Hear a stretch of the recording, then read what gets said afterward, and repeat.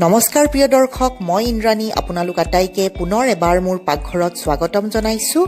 আজি মই বনাব লৈছোঁ গণেশ চতুৰ্থী উপলক্ষে গণেশ বাবাৰ প্ৰিয় প্ৰসাদ মোদক। অতি সহজ পদ্ধতিৰে, অতি কম সময়তে আৰু অতি কম সামগ্ৰীৰে এই মোদক বনাই মই আপোনালোকৰ সন্মুখত পৰিৱেশন কৰি দেখুৱাম।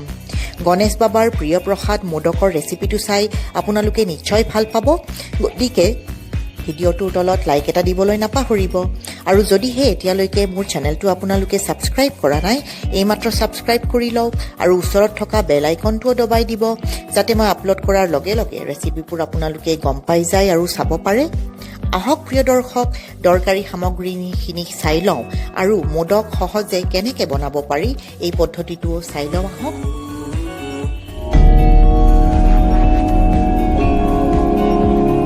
প্ৰিয় দৰ্শক, এয়া মোদক বনাবৰ কাৰণে মই একাপ আটা লৈছোঁ। বহুতে আটাৰ ঠাইত ময়দাও ব্যৱহাৰ কৰা দেখা যায়, কিন্তু মই ময়দাটো পৰাপক্ষত এভইড কৰোঁ, গতিকে মই আটা লৈছোঁ একাপ আৰু লগতে লৈছোঁ এচামুচ সৰু চামুচেৰে ঘি আৰু সোৱাদ অনুসৰি নিমখ। মোদক বনোৱাৰ প্ৰথম ষ্টেপটো হৈছে মোদকৰ কাৰণে আটাখিনি ৰেডি কৰিব লাগিব। এয়া মই একাপ আটা লৈছোঁ, জোখমতে নিমখ আৰু সৰু চামুচেৰে এচামুচ ঘি লৈছোঁ। এইখিনি খুব ভালদৰে মঠি মঠি মিক্স কৰি ল'ম। এতিয়া যিটো কাপেৰে মই আটা লৈছিলোঁ সেইটো কাপেৰে আধা কাপ মই পানী লৈছোঁ। যিমান আটা তাৰে আধা পানী ল'লে আটা মাৰা খুব ধুনীয়া হয়। এই আটাখিনি খুব ভালদৰে মাৰি থাকিব লাগিব। আটাখিনি বেছি কোমল কৰিব নোৱাৰিব, বেছি পানীত দিলে বেয়া হৈ যাব, মোদক বনোৱাত অসুবিধা হ'ব, গতিকে আটাখিনি খুব ধুনীয়াকৈ মাৰিব লাগিব। এয়া যিমান আটা তাৰে আধা পানীৰে মই ভালদৰে আটাখিনি মাৰি ল'লোঁ। এয়া আটা মৰা হৈ গ'ল। এতিয়া 15 পৰা 20 মিনিট সময় ঢাকি থৈ দিম। আটাখিনি মাৰি ছেট হ'বলৈ থৈ দিলোঁ। এতিয়া নাৰিকলৰ মিশ্ৰণটোৰ যোগাৰখিনি চাই লওঁ আহক। এটা ডাঙৰ নাৰিকলৰ আধা ফাল নাৰিকল মই ভালদৰে চেলাই লৈ টুকুৰা টুকুৰ কৰি কাটি লৈছোঁ। সমান পৰিমাণৰ গুড় মই কাটি লৈছোঁ। 3টা ইলাচিৰ গুড়ি বনাই লৈছোঁ। আধা চামুচ পোস্তদানা লৈছোঁ।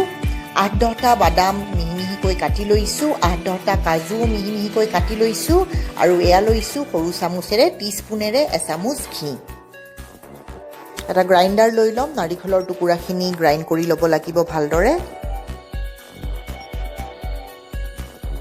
এয়া ভালদৰে গ্ৰাইণ্ড কৰি ল'লোঁ নাৰিকলখিনি। এতিয়া এখন ফ্ৰাইং পেন বহাই দিছোঁ গেছত। গৰম হোৱাৰ পিছত পোস্তদানাখিনি অকণমান সময় ভালদৰে ৰোষ্ট কৰি ল'ব লাগিব। এয়া হৈ গ'ল।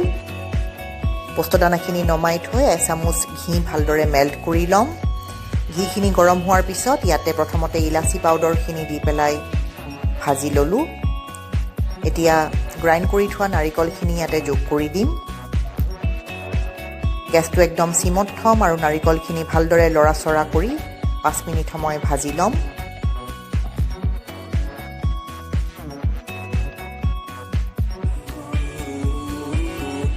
নাৰিকলখিনি ভজা হৈ গ'ল। এতিয়া কাটি থোৱা গুড়খিনি ইয়াতে যোগ কৰি দিম।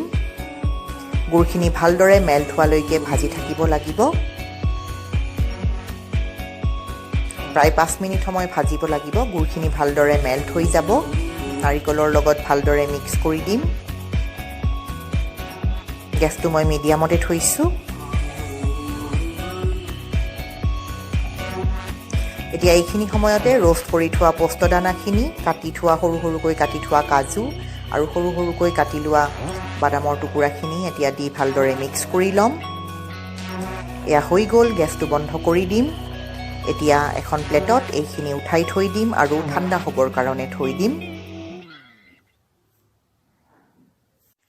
আটাখিনি ভালদৰে ছেট হৈ গ'ল। 15-20 মিনিট হৈ গ'ল। এতিয়া আটাখিনি হৈ গৈছে। এতিয়া আটাখিনিৰ পৰা সৰু সৰু লাড্ডু লৈ ল'ম। এটা গোল নেমুৰ সমান চাইজৰ লাড্ডুবোৰ কৰি ল'ব লাগিব।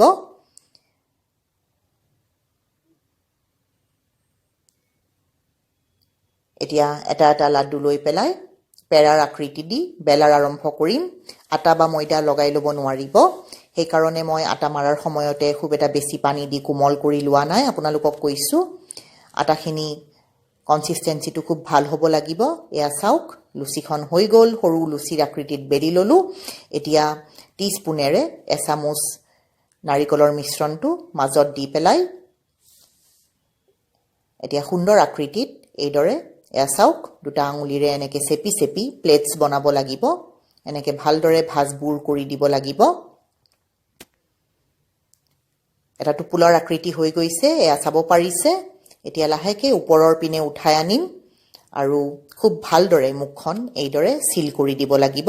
ভালদৰে চিল নহ'লে ভজাৰ সময়ত নাৰিকলৰ মিশ্ৰণটো ওলাই আহিব পাৰে। এয়া চাওক, খুব ধুনীয়া মোদক ৰেডি।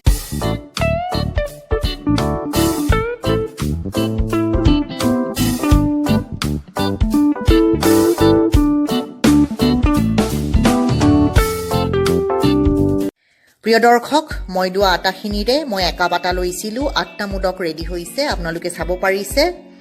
এতিয়া মোদককেইটা ৰেডি হৈ গৈছে। কেৰাহীখনত ভালদৰে ঘি গৰম কৰি ল'লোঁ। এতিয়া গৰম ঘিত 4টাকৈ মোদক দি ভালদৰে ফ্ৰাই কৰিব লাগিব। মোদককেইটা গল্ডেন ব্ৰাউন কালাৰ হোৱালৈকে ভালদৰে ভাজিব লাগিব। গোটেইকেইটা ছাইড ওলটাই দি গেছৰ ফ্লেমটো মিডিয়াম কৰি থৈছোঁ। এইখিনিতে এটা কথা কৈছোঁ, গণেশ বাবাৰ প্ৰসাদৰ কাৰণে যেতিয়া মোদক বনোৱা হয় তেতিয়া পিয়ৰ ঘিত বনোৱা হয়। কেতিয়াবা যদি আপোনালোকে মোদক এনে খাবৰ মন কৰে তেতিয়া ৰিফাইণ্ড অইল বা ডালডালটো মোদক বনাব পাৰে। মই আশা ৰাখিছোঁ আজিৰ এই মোদকৰ ৰেচিপিটো আপোনালোকে খুব ভাল পাব বুলি। গতিকে ৰেচিপিটোৰ তলত, ভিডিঅ'টোৰ তলত লাইকটো দিবলৈ নাপাহৰিব। আপোনালোকৰ লাইক এটাই মোক বহুখিনি উৎসাহিত কৰে। এয়া চাওক, মোদককেইটা প্ৰায় হৈ আহিছে। ৰংটো চাব পাৰিছে, খুব ধুনীয়া হৈছে। চাওক, এয়া হৈ গৈছে। এতিয়া উঠাই থৈ দিম এখন কাঁহীত।